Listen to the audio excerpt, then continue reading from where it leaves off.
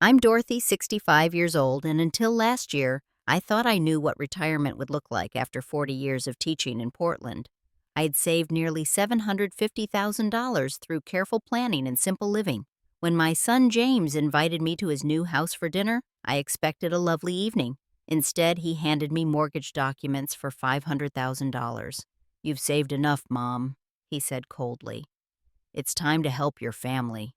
My refusal led to a lawsuit that nearly destroyed me. Before I continue my story, let me know where you're watching from in the comments below. If you've ever had family members feel entitled to your money, hit that like button and subscribe to show your support. My journey as a single mother began when my husband Thomas died from a sudden heart attack when our son James was just 10 years old. With no life insurance and minimal savings, I was thrust into a world of constant worry and endless work. Teaching elementary school during the day wasn't enough to cover our bills, so I took on tutoring and weekend office work to make ends meet. "We'll be okay, Jamie," I'd promised my son as I tucked him in before rushing off to my second job. "Mommy just needs to work a little extra right now." Those little extras stretched into years. Vacations were rare weekend drives to the coast. New clothes came from discount stores, and eating out was a monthly treat rather than a regular occurrence. Every spare dollar went first to James's needs, then toward our modest mortgage, and finally into my retirement fund. Throughout those challenging years, I maintained our small 3-bedroom ranch home in southeast Portland. Nothing fancy, just a place where James could feel secure with a backyard where he could play. I still live there today, comfortable in its familiarity and affordability. My financial discipline came from watching my own parents struggle. They had lived paycheck to paycheck, leaving nothing behind when they passed except debt and stress. I vowed James would never face that burden from me. Every month, without fail, I contributed to my teacher's pension and a separate retirement account. "You're too frugal," my colleagues would tease when I brought lunch from home or drove the same Honda for 15 years. They didn't understand that each small sacrifice meant future security for me and potentially help for James if he ever truly needed it. As James grew older, he showed remarkable intelligence and ambition. He excelled in mathematics and business courses, earning a partial scholarship to the University of Oregon. I covered the remainder of his education costs, draining my modest savings, but considering it the best possible investment. After graduation, James secured a position at Pacific Northwest Investments, quickly rising through the ranks to become a financial advisor. The irony wasn't lost on me that my son, who watched me count pennies, was now managing millions of dollars for wealthy clients. Our relationship flourished during those early adult years. Every Sunday, James would come for dinner, often bringing files for me to review since I'd developed quite a knowledge of personal finance through necessity. We'd laugh over homemade lasagna and budget-friendly wine, reminiscing about leaner times while celebrating how far we'd both come. "You did it, Mom," he would say, squeezing my hand across the table. "You gave me everything I needed to succeed." Those words meant everything to me. All the extra hours, the sacrifices, the careful planning had achieved exactly what I'd hoped. My son was thriving, and I was on track for a modest but comfortable retirement. This wonderful dynamic continued until 4 years ago when James met Allison at his firm. She had been hired as a client relations specialist with perfectly manicured nails and designer clothes that probably cost more than my monthly mortgage payment. When James first brought her to Sunday dinner, I noticed how her eyes scanned my humble home, lingering disapprovingly on my well-worn furniture and practical kitchen. "Your home is so quaint," she said, somehow making it sound like an insult. Despite my reservations, I welcomed her warmly for James's sake. His eyes shone whenever she spoke, and he seemed completely captivated by her beauty and confidence. Their courtship was brief. Within 6 months, James proposed with a ring that must have cost at least 2 months of his salary. The wedding planning quickly spiraled from what I'd imagined would be a modest ceremony to an elaborate affair at one of Portland's most exclusive venues. "Mom, this is the most important day of our lives," James explained when I expressed concern about the mounting costs. "We want it to be perfect." When he sheepishly asked if I could contribute to the wedding, I agreed to provide $15,000 from my savings. It was more than I had planned to spend, but I reminded myself that I'd been saving partially for moments like these. The wedding was beautiful but extravagant, with 300 guests, many of whom were Allison's family and friends from the upper echelons of Portland society. After the honeymoon, subtle changes began appearing in my relationship with James. Our Sunday dinners became monthly, then sporadic. When they did visit, conversations centered around their latest purchases or exclusive events they'd attended. My best friend Martha, who had known James since he was a child, was the first to point out the troubling pattern. "Dorothy, have you noticed how different James acts now?" she asked during one of our weekly walks. "He used to be so down to earth. Now all he talks about is money and status." I defended him immediately. "He's just enjoying his success, Martha. He worked hard to get where he is." "It's not just that," she persisted. "The way he and Allison spend money doesn't seem sustainable. Designer everything? Luxury cars, expensive trips. Do they really make that much?" I brushed off her concerns. "James is a financial advisor. I'm sure he knows what he's doing with his own money." How desperately I wish I had listened to her warning. Perhaps I could have prevented what came next. The invitation to James and Allison's housewarming arrived by mail, an elegant cream-colored card with gold embossing that hinted at the opulence to come. They had purchased a home in West Lynn, an affluent suburb known for its sprawling estates and excellent views of the Willamette River. "We can't wait to show you our new beginning," the card read in flowing calligraphy. "Cocktails at 6, dinner at 7. I spent hours deciding what to wear, finally settling on a navy dress I'd bought for a colleague's retirement party 2 years earlier. I even splurged on a new necklace from a local artisan wanting to bring a special housewarming gift that showed both thoughtfulness and respect for their achievement. Driving through the gates of their neighborhood, my modest Honda seemed increasingly out of place among the luxury vehicles and manicured landscapes. I found their address at the end of a cul-de-sac, a massive colonial-style home with white pillars and perfectly symmetrical windows glowing with warm light. "Mom, you found us," James exclaimed as he opened the imposing front door.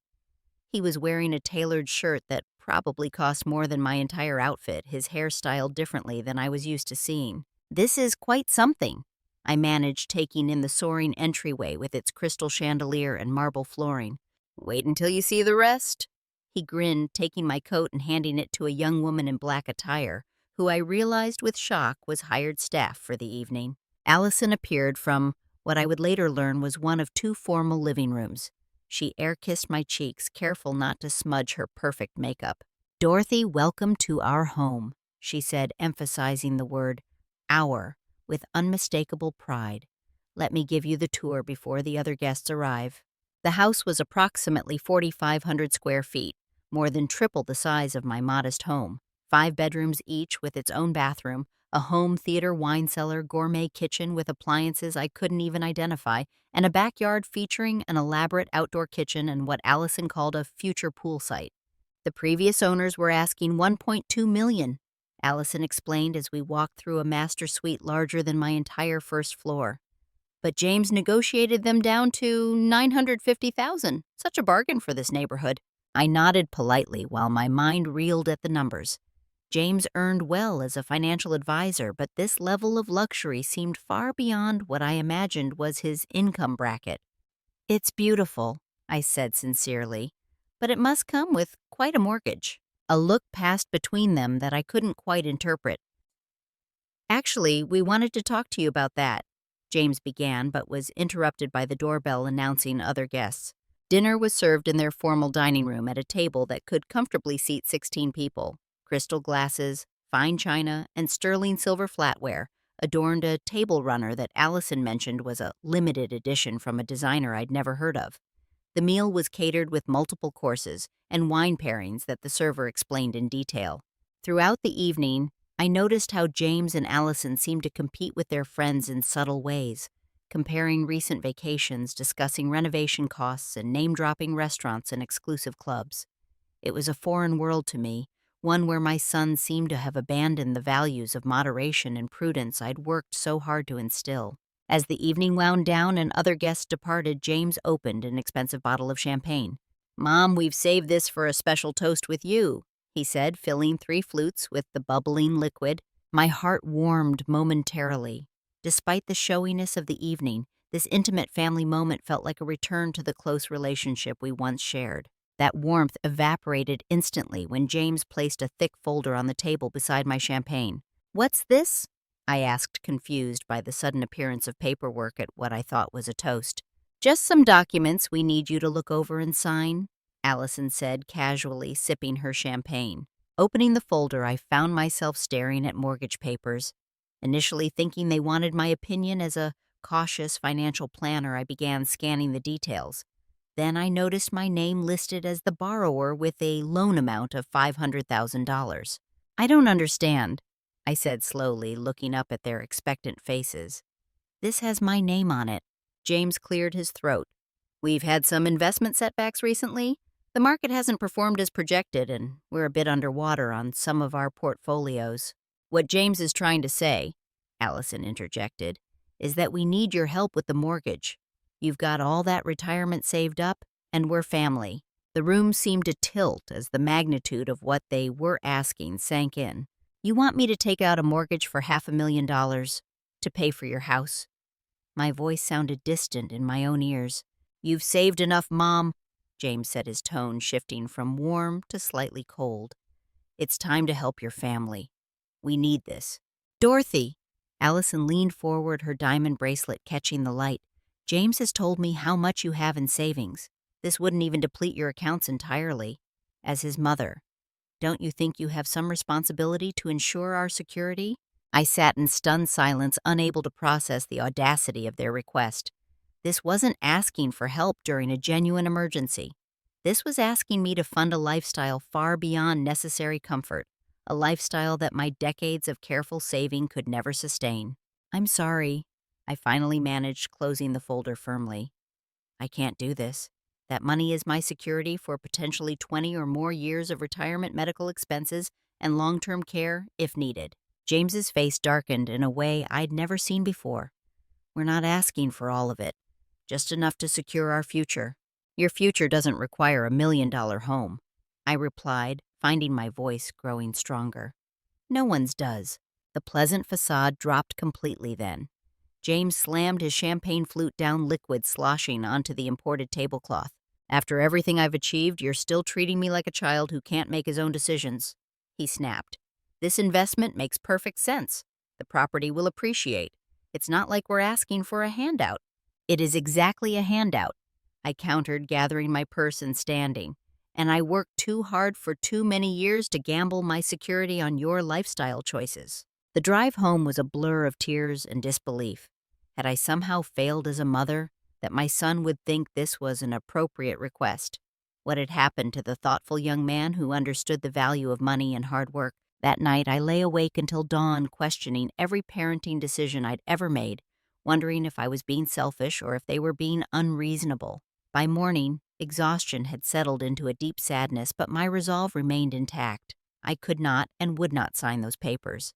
The week following the housewarming dinner brought a barrage of communication from both James and Allison. It began with text messages expressing disappointment in my lack of support and quickly escalated to voicemails with increasingly hostile undertones. Mom, you're being completely unreasonable, James's voice echoed from my phone. We're not asking for charity. This is an investment in your family's future. Allison's messages were more direct. Dorothy, James has done everything to make you proud. The least you could do is help when we need it. What kind of mother refuses to help her only son? I didn't respond immediately, hoping the intensity would diminish if I gave them space to reconsider their request. Instead, their persistence grew more aggressive with each passing day. 10 days after the dinner, James appeared unannounced at my front door on a Tuesday afternoon. His usual polished appearance was slightly disheveled, tie-loosened hair not perfectly combed. We need to talk, he said, brushing past me into the living room where he'd spent his childhood playing with Legos and reading adventure books. James, I've given this a lot of thought, I began, but he cut me off. No, you listen first. He paced the worn carpet, gesturing emphatically. Do you have any idea what you owe me? Do you? The question caught me off guard. Owe you? Yes, owe me. I've been the perfect son. I got scholarships to reduce your financial burden. I never got into trouble. I've been successful enough to make you proud at every turn. And now the one time I ask for your help, you act like I'm trying to rob you. I sat down slowly on my familiar sofa, the cushions sagging from years of use. James, I put you through college. I supported your wedding with $15,000 I'd saved for years. I've always been there for you. That's what parents are supposed to do, he shouted, his voice echoing in my small living room. The bare minimum. Meanwhile, you've been hoarding money for a retirement you don't even need to spend that much on. Your house is paid off.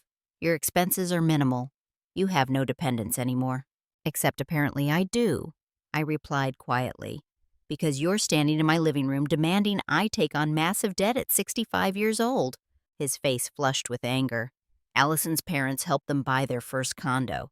They paid for half their wedding. Her sister got a fully paid graduate degree. But what do I get? A mother who clutches her pearls and her pennies when her son finally asks for help. The comparison stung, but it also illuminated the problem. This wasn't about need. It was about keeping up with Allison's family's generosity. Generosity that was likely possible because of wealth I simply didn't possess. James, I'm not Allison's parents. I don't have their resources. I was a public school teacher raising a child alone, not a what mom, not successful enough, not ambitious enough, because that's how this feels. Like you think I'm not worth the investment. That's not what I meant at all, I protested, feeling the conversation spiraling beyond my control. I meant, I don't have unlimited funds to distribute. What you're asking would consume most of my retirement savings. It's just money, Mom. Just paper. What good is it doing sitting in accounts while your son struggles? I took a deep breath. Are you actually struggling, James? Because from where I'm sitting, you have a beautiful home, luxury cars, expensive clothes, and hired help for dinner parties. That's not struggling. That's living beyond your means. His expression hardened. You have no idea about our finances. You're right, I don't. Because despite being a financial advisor, you've never once shared your actual financial situation with me. Just showed off acquisitions and asked for money. He grabbed his keys from the coffee table. This was a waste of time. I thought you might reconsider if we talked face to face, but you're as stubborn as always. James, please. I reached for his arm, but he pulled away. Let's discuss this rationally. Maybe there's another solution, something more reasonable. There's nothing to discuss. Either you help us or you don't. And it's clear you've made your choice. He paused at the door. Allison was right about you all along.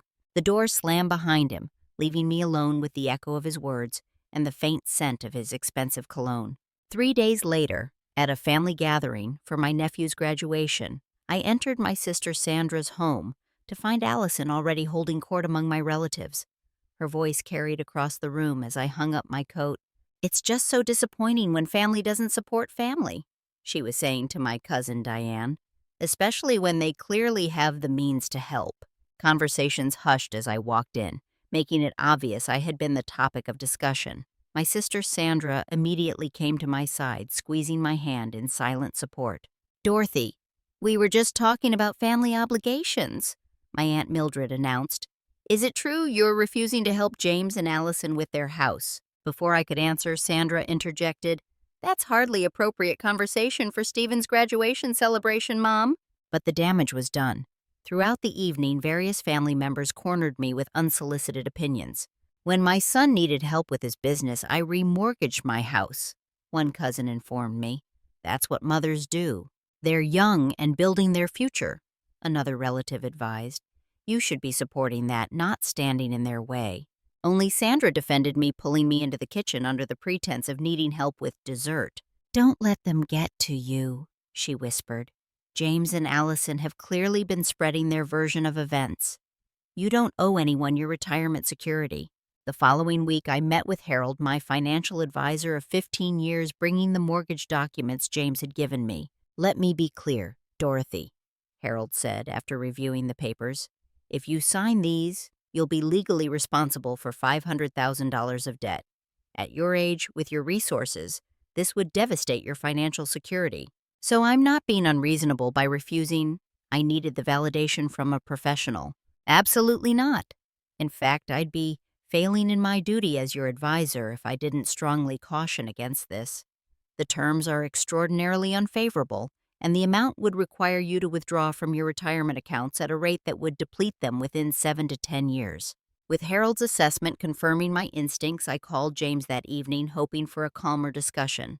I've had the mortgage documents reviewed by my financial advisor, I began. James, I simply cannot take on this level of debt. It would bankrupt me within a decade. That's assuming the worst, he countered. You're not considering appreciation of the property or our increased earning potential. Those are speculative. The debt is guaranteed. His tone turned cold. Fine, since you won't help willingly, we'll have to pursue other options.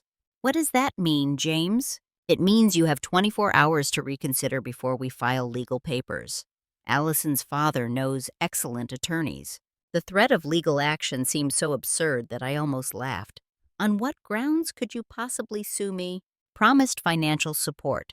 We have witnesses who heard you say you'd help us with a house at our wedding reception. That creates a binding verbal contract in Oregon under certain circumstances. I had no memory of making such a promise, certainly not one specific enough to constitute any kind of contract. But the threat alone sent me into a panic. After a sleepless night, I called Martha, who immediately came over with breakfast and a listening ear. He's bluffing, she assured me after hearing the full story. But even if he's not, you need legal protection now. My daughter's best friend is a lawyer who specializes in elder law. Let me call her for you. That afternoon, while researching my bank statements to document my wedding gift to James, I discovered something alarming. Someone had accessed my account records multiple times in the past month, viewing balances, transaction histories, and even retirement account details. When I called the bank in a panic, their security team confirmed the access had come through legitimate credentials. James's professional access as my linked financial advisor at his firm. He had been monitoring my finances, likely planning this approach based on exactly how much money I had saved. The betrayal cut deeper than any financial demand could have. My son, whom I had raised to be honest and ethical, had abused his professional position to violate my financial privacy. The manila envelope arrived by courier on a rainy Tuesday morning 3 weeks after the disastrous housewarming dinner. My hands trembled as I signed for the delivery, already suspecting its contents. Inside was a formal complaint filed with the Multnomah County Circuit Court, naming me as defendant in a civil action seeking damages of $500,000 plus legal fees and interest. The plaintiffs were listed as James Wilson and Allison Wilson. The legal language was dense and intimidating, but certain phrases jumped out with painful clarity. Breach of verbal contract made in presence of 27 witnesses, beings me obligation and explicit promises of financial support. Defendant's unjust enrichment at the expense of plaintiff's reasonable expectations. Punitive damages for emotional distress caused by malicious retraction of promised funds. I sank onto my sofa, the papers scattered across my lap, feeling as though the air had been sucked from my lungs. My own son was not just suing me, he was painting me as a malicious promise-breaking mother who had deliberately caused him emotional harm. The court date was set for 3 months away. 3 months of living under this cloud, facing my community with this humiliation hanging over me. Word spread quickly through our interconnected circles. James and Allison, it seemed, had been deliberately sharing their narrative for weeks, preparing the ground for this public attack. My church, where I'd been a member for over 30 years, became an uncomfortable place as whispers followed me down the aisles. Did you hear Dorothy's son had to sue her to get what she promised? Always seemed like such a giving person. You never really know someone, do you? At my retirement community garden club, several longtime members suddenly had excuses when I approached their tables. Others were kind but clearly uncomfortable, not knowing which version of events to believe. Former teaching colleagues were divided. Those who knew me well reached out with support, while acquaintances kept a noticeable distance.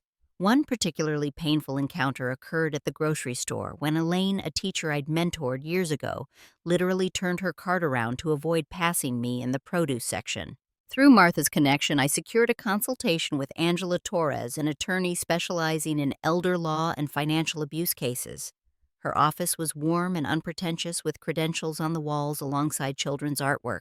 Unfortunately, I've seen variations of this scenario more times than you'd believe, Angela said after reviewing my case details. Adult children feeling entitled to their parents' retirement savings is becoming increasingly common. But can they actually win? I asked, clutching my purse with white knuckles. Angela's expression was reassuring, but serious. The legal case itself is weak. Verbal contracts for this amount typically require substantial evidence, which they're unlikely to have. However, that may not be their primary goal. What do you mean? Based on what you've described, this appears to be a pressure tactic, using the legal system and public embarrassment to force you into compliance. They're counting on you being unwilling to endure the emotional and social cost of fighting them.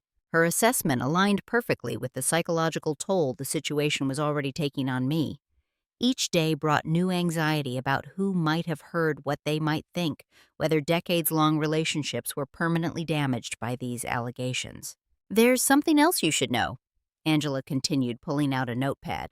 "I took the liberty of having my paralegal do some preliminary research on similar cases involving your daughter-in-law's family. This isn't their first attempt at this strategy." She showed me court records indicating that Allison's parents had been defendants in 2 previous lawsuits from financial institutions, both settled out of court. My guess is they gave in to Allison and James's demands, possibly remortgaging their own property to provide funds, which would explain the settlements. Further investigation revealed something even more disturbing. 3 elderly clients from James's firm had filed complaints about unauthorized account access and questionable investment recommendations within the past year. While none had progressed to formal charges, the pattern was concerning. "Dorothy," Angela said gently, "this isn't just about you anymore. This appears to be a pattern of behavior targeting financially vulnerable individuals, particularly elderly ones with significant savings. Your son and his wife may be doing this to others as well." The realization that my son might be systematically exploiting not just me, but other trusting seniors, was the final blow to my already fractured heart. The little boy I'd raised with such care and sacrifice had become someone I no longer recognized. That night alone in my quiet house filled with memories of happier times, I cried until no more tears would come. The photographs of James through the years, gap-toothed elementary school smiles, serious graduation poses, beaming wedding pictures, now felt like glimpses of a person who had disappeared, replaced by a stranger wearing my son's face. The hardest truth to face was that I had raised a man who was only showing me the same level of obligation he witnessed me demonstrate all his life. I had taught him that family takes care of family, but somewhere along the way the lesson had twisted into an expectation of entitlement rather than a gift of love.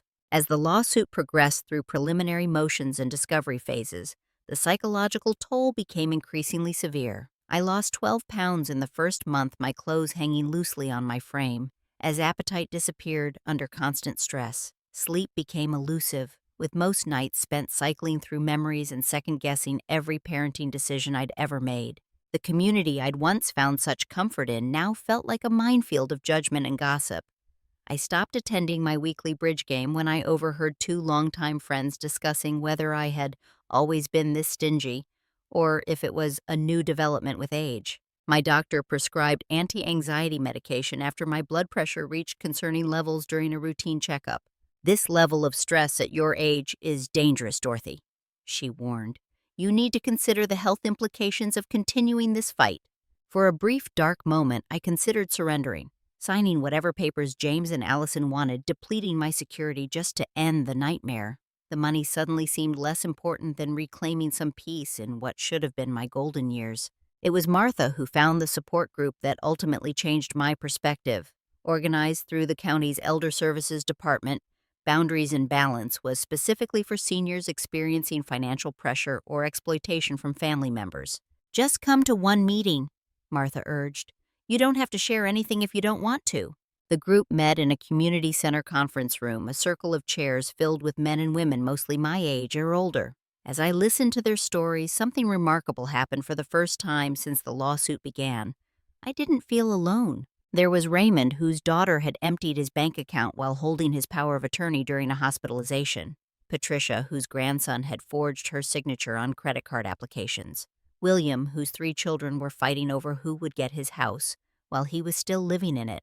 When I finally shared my situation during my 3rd meeting, heads nodded in understanding, rather than judgment. "You're not the one who should feel ashamed," said Eleanor, an elegant woman in her 70s who had survived a similar situation with her son. "They're counting on your embarrassment, keeping you quiet and compliant." Her words struck like lightning, illuminating the manipulation I'd been subjected to. My shame had been silencing me, keeping me isolated, making me vulnerable to exactly the pressure James and Allison were applying. That evening I called Angela with a new resolve in my voice. "I don't want to just defend against their lawsuit anymore," I told her. "I want to countersue." Angela's strategy shifted from defensive to proactive. We filed a counterclaim alleging intentional infliction of emotional distress, elder financial abuse, and invasion of privacy related to James's unauthorized access of my financial records. Additionally, she helped me document and report James's breach of professional ethics to both his firm's compliance department and the state's financial regulatory board. The evidence was irrefutable. System logs showed his credentials accessing my accounts repeatedly outside any legitimate professional context. Within days of our counterfiling, James called in a panic. "What the hell are you doing?" he demanded, his voice cracking with stress. "Do you have any idea what these allegations could do to my career?" "I imagine exactly what your lawsuit is doing to my life and reputation," I replied, surprising myself with my steadiness. "This is different. You're talking about my livelihood, my professional standing, and you're talking about my entire financial security and my standing in the community. How is that different? Mom, please." His tone shifted abruptly from angry to pleading. "We can work this out privately. Drop the countersuit and the ethics complaints, and we'll withdraw our case." "It's too late for that, James. This goes beyond just us now. If you've been misusing your position to exploit other vulnerable clients, that needs to stop. You're choosing strangers over your own son." His voice rose again, incredulous. "No, I'm choosing what's right. Something I thought I had taught you." The call ended with his threat that I would regret this decision. But for the first time in months, I slept soundly that night, secure in the knowledge that I was finally standing up, not just for myself, but for principles that mattered. As our court date approached, Angela uncovered additional evidence through the discovery process. James and Allison hadn't just been living beyond their means. They were drowning in debt. Credit card statements showed balances exceeding $80,000 across multiple accounts. Their mortgage was interest only for the first 5 years, with a balloon payment looming. There were personal loans, car loans, and even a tax lien from unreported income the previous year. Most damning was evidence that they had already attempted the same strategy with Allison's parents. Email exchanges showed escalating demands culminating in threats of legal action, followed by her parents reluctantly taking out a home equity loan to provide them with $200,000. "They're financial predators," Angela said bluntly during our final preparation session. "And you're not their first victim, just the first to fight back effectively."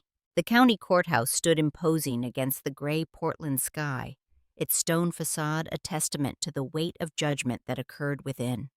I smoothed my simple navy suit, the same one I'd worn to retirement ceremonies and faculty meetings, and took a deep breath before climbing the steps with Angela at my side. "Remember, stay calm and stick to the facts," she reminded me quietly. "Don't let emotion override your testimony, no matter what their attorney says." Inside the designated courtroom, James and Allison were already seated at the plaintiff's table.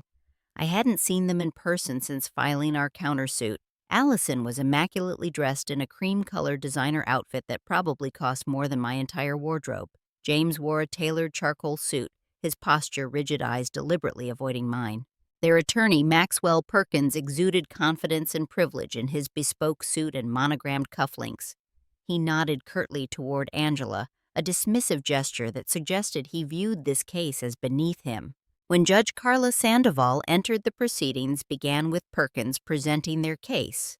His opening statement painted me as a wealthy withholding mother who had explicitly promised financial support, then cruelly withdrawn it, causing my son and his wife emotional distress and financial hardship. "Your Honor, the evidence will show that Dorothy Wilson has over $700,000 in retirement savings, a fully paid home, and minimal expenses, yet refuses to fulfill promises made to her only son, promises witnessed by dozens of people at the couple's wedding reception." Angela remained unruffled, making occasional notes while maintaining a composed expression. When her turn came, she approached the bench with quiet confidence. "Your Honor, this case is not about a mother failing her son. It's about a financial advisor and his wife attempting to exploit an elderly woman's retirement savings through emotional manipulation, invasion of privacy, and now through misuse of the legal system. Our evidence will show not only that no such promise was ever made, but that the plaintiffs have engaged in a pattern of financial predation. As witnesses were called, the true nature of James and Allison's situation emerged piece by piece. Former wedding guests testified that they recalled no specific promises of house payments, only general statements of love and support that any parent might make. Their financial situation was laid bare through documentation, revealing not the temporary setback they had claimed, but years of reckless spending and accumulating debt. Their combined income of $230,000 annually was substantial, but their expenses were astronomical with little to show for it beyond depreciating luxury items and mounting interest payments. The most damning testimony came from Richard and Helen Parker Allison's parents, who had initially been reluctant to get involved but ultimately agreed to testify after receiving subpoenas. They told us everyone's parents help with housing. Richard testified, his voice heavy with regret.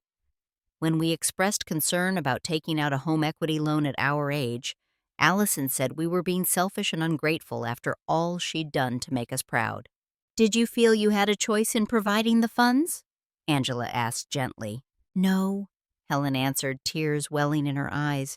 They made it clear that if we didn't help, we wouldn't see our grandchildren when they eventually had them.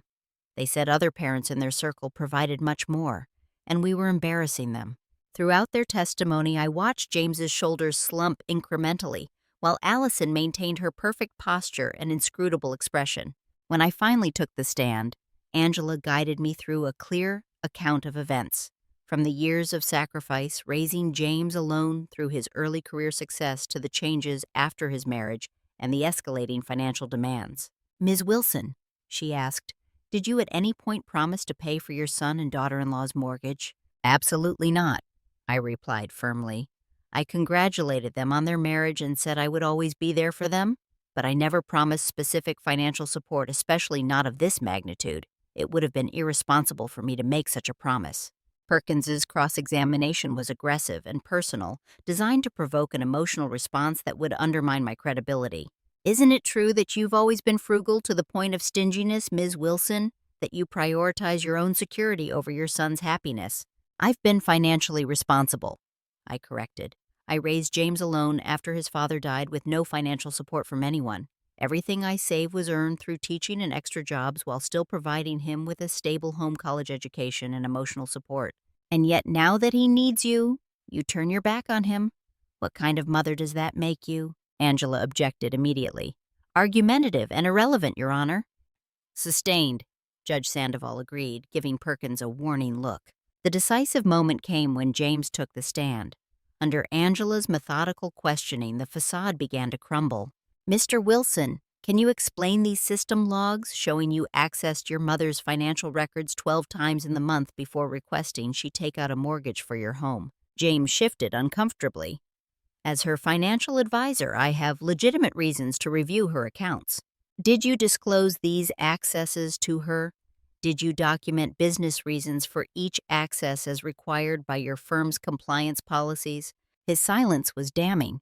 And can you explain why, according to these credit reports, you and your wife currently have outstanding debt exceeding $1.2 million, not including your mortgage? James's composed demeanor finally cracked.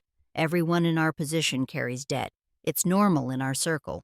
Is it also normal to sue your mother when she refuses to take on additional debt to solve problems created by your own financial mismanagement? You don't understand the pressure, James burst out, his voice rising. Allison's friends all had parental help with housing. Her cousin got a $1 million property as a wedding gift. We had to keep up. I couldn't be the only one whose mother wouldn't help. The courtroom fell silent at this unintended confession. Judge Sandoval's expression hardened visibly as she made notes.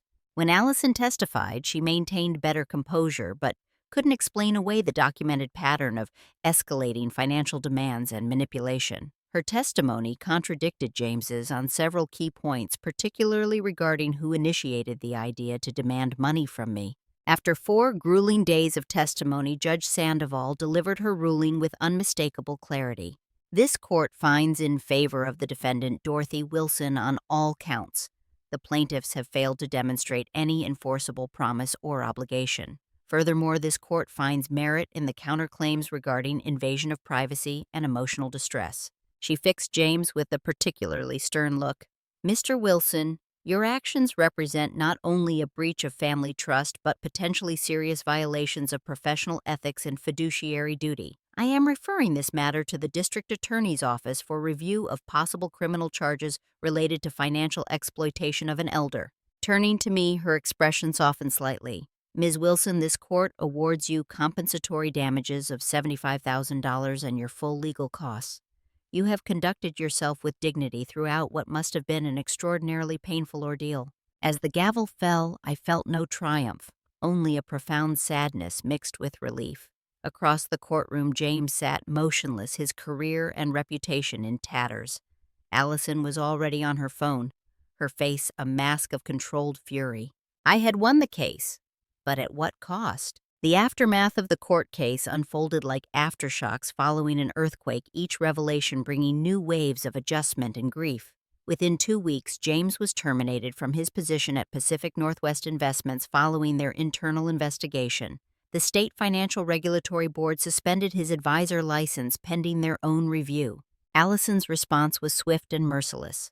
According to mutual acquaintances, she filed for divorce less than a month after the court ruling, emptying their joint accounts before disappearing temporarily to her parents' vacation home in Palm Springs. The house that had been the catalyst for so much pain was listed for sale at a significant loss. Despite the legal vindication, I found myself cycling through waves of guilt and second-guessing.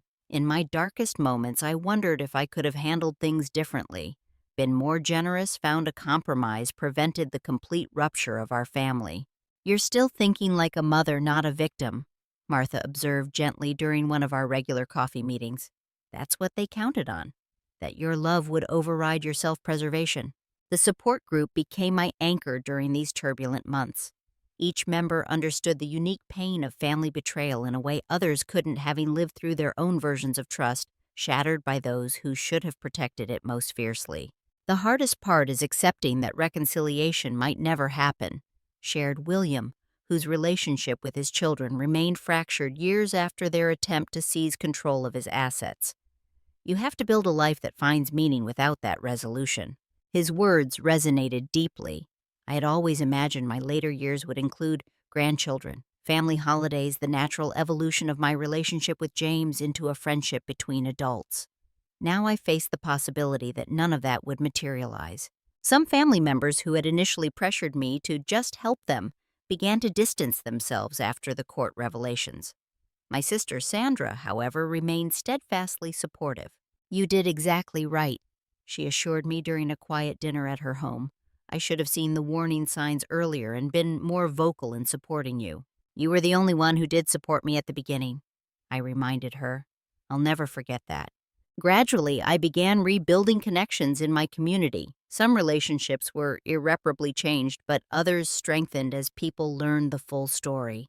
My church pastor, who had maintained a neutral stance throughout, eventually apologized for not offering more support. "The congregation failed you when you needed community most," he acknowledged.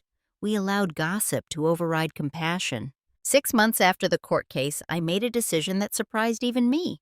Using a small portion of my savings, an amount I could truly afford, I established a senior financial literacy program through the local community college. Working with experts in elder law and financial planning, we created workshops specifically addressing family financial pressures and boundary setting. If my experience can help even one person avoid what I went through, it gives some meaning to the pain, I explained during our inaugural session. Through this work, I met Henry Thompson, a retired high school science teacher whose adult daughter had attempted to pressure him into financing her failing business. His quiet strength and wry humor about the situation caught me off guard. "She didn't sue me, at least," he joked during our first coffee after a workshop. "Just called me every name in the book and told the grandkids I don't love them." Our shared experience created an immediate bond that gradually blossomed into something deeper. Henry's company offered comfort without pressure, understanding without judgment. For the first time in decades, I found myself enjoying the simple pleasure of having someone to share meals with, discuss books, and plan occasional day trips to the coast. "We survived our children's worst," he said one evening as we watched the sunset from my back porch. "That either breaks you or makes you unbreakable." With some of the compensation from the lawsuit, I finally took the trip to Europe I'd been saving for throughout my teaching career. For 3 weeks, I explored art museums in Paris, historic sites in London, and canals in Amsterdam, sending myself postcards from each location as tangible reminders that life could still hold joy and discovery. Almost exactly 1 year after the court case, my phone rang with a number I hadn't seen in months. "James." "Mom?" His voice sounded smaller, somehow less confident than I remembered. I don't know if you're willing to talk to me." "I'm listening." I replied, my heart racing despite my attempt at calm. I've been in therapy, a lot of therapy. He paused. Allison left. The divorce was finalized last month. She got basically everything that wasn't already gone. I'm sorry to hear that. I said, meaning it despite everything. No, I'm the one who's sorry. More sorry than I can ever express. His voice cracked. What I did to you was unforgivable. I don't expect forgiveness. I needed you to know that I recognize how wrong I was.